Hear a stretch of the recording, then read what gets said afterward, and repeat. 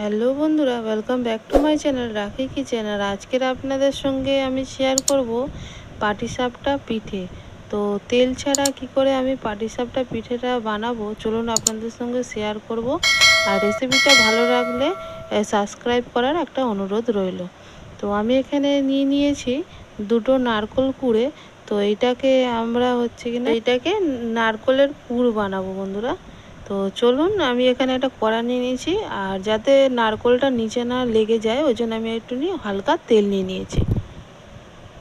তো তেল নিয়ে আমি এখানে নারকোলগুলো দিয়ে দিয়েছি।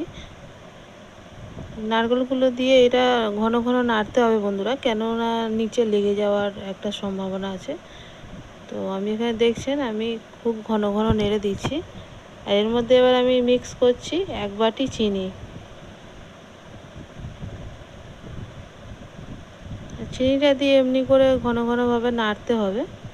তো যেহেতু নারকেল ছিবড়ে ছিবড়ে হয়, তো আমি এখানে চিনি দিয়েছি 1 বাটি, আর এলাচ দিয়ে দিলাম দুটো এলাচ। আর এখানে দিচ্ছি আমি আদা একটু ঘষে। তো বন্ধুরা, আপনারা আদা দিয়ে দেখবেন নারকেলের পুরের মধ্যে খুব সুন্দর টেস্ট হয়। আর এখানে আমার নারকেলটা দেখছেন কি সুন্দর কালার চেঞ্জ হয়ে গেছে। তো এখনও আমার এটা হয়নি, এখনও বাকি আছে। তো আমি এখানে একটুখানি সুজি নিয়ে নিয়েছিলাম, 3 চামচ মতন সুজি ভিজিয়ে রেখেছিলাম। যেহেতু নারকেলটা তো খুব ছিবড়ে হয়, তো ওই জন্যে সুজিটা নিয়েছি আমি ভিজিয়ে।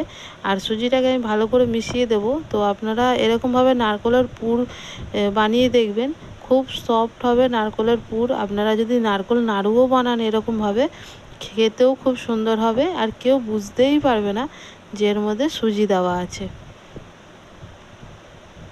তো আমি এটা ভালো করে সুজি দেওয়ার পরে এটা ভালো করে আমি আরও নেড়ে চেড়ে নেবো।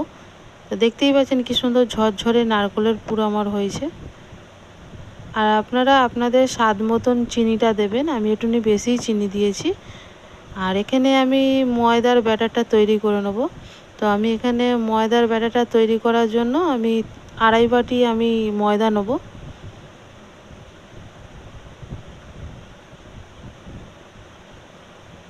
তো আমি 2.5 বাটি ময়দা নিয়ে নিয়েছি। আর এতে আমি দেবো 3 থেকে 4 চামচ চিনি।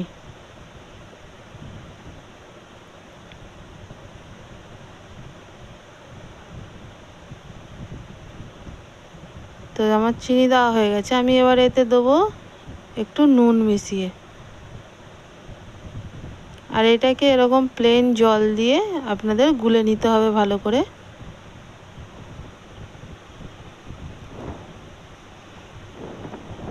তো এটা ভালো করে গুলতে হবে বন্ধুরা, যাতে এর মধ্যে গোটা গোটা না থাকে ময়দা।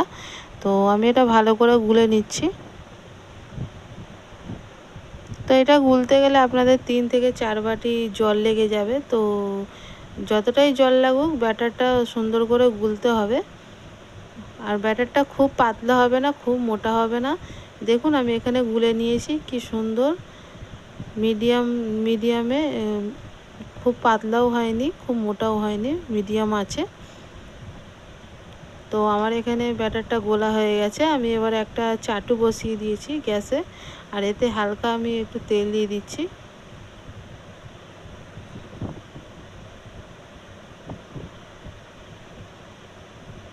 তারপর আমি এতে ব্যাটারটা দিলাম।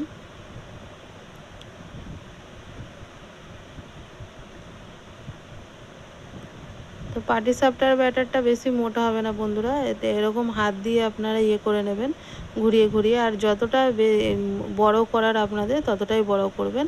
তো আমি বেশি বড় করব না, আর এক্সট্রা যেই ব্যাটারটা আছে ময়দার, সেটা আমি তুলে নেব। আর এতে আমি দিয়ে দিচ্ছি নারকেলের পুরটা।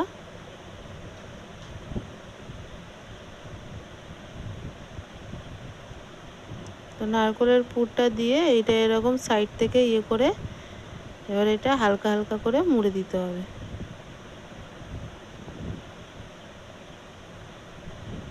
তো দেখুন কি সুন্দর, এটা হালকা হালকা করে তুললেই এটা উঠে যাচ্ছে।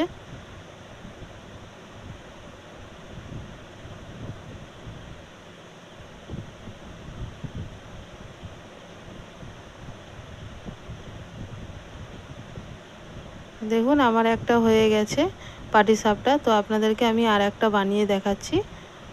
তো এরকম করে আপনারা ছড়িয়ে ছড়িয়ে এটা পাটিসাপটার রুটিটাকে করে নেবেন, আর এক্সট্রা যে ময়দাটা থাকবে বন্ধুরা সেটা তুলে নেবেন। তারপরে আমি এতে দেবো নারকেলের পুরটা। আর আপনারা লক্ষ্য করেছেন আমি কিন্তু এইবারে আর তেল দিইনি, এবার কিন্তু আমি তেল ছাড়াই সম্পূর্ণ বানালাম। তো এবার আমি এটাকে এরকমভাবে আস্তে আস্তে করে মুড়ে নেবো। তো আমার পাটিসাপটাগুলো আমি তেল ছাড়াই আমি বানাই। তো দেখতেই পারলেন, আপনাদেরকে আমি দুটো বানিয়ে দেখালাম, কি সুন্দর দেখুন। আমি আগে বানিয়ে রেখে দিয়েছি পাটিসাপটাগুলো, একদম অয়েল ফ্রি পাটিসাপটা। তো আপনাদের যদি ভালো লাগে আমার চ্যানেলটাকে সাবস্ক্রাইব করবেন। ভালো থাকবেন।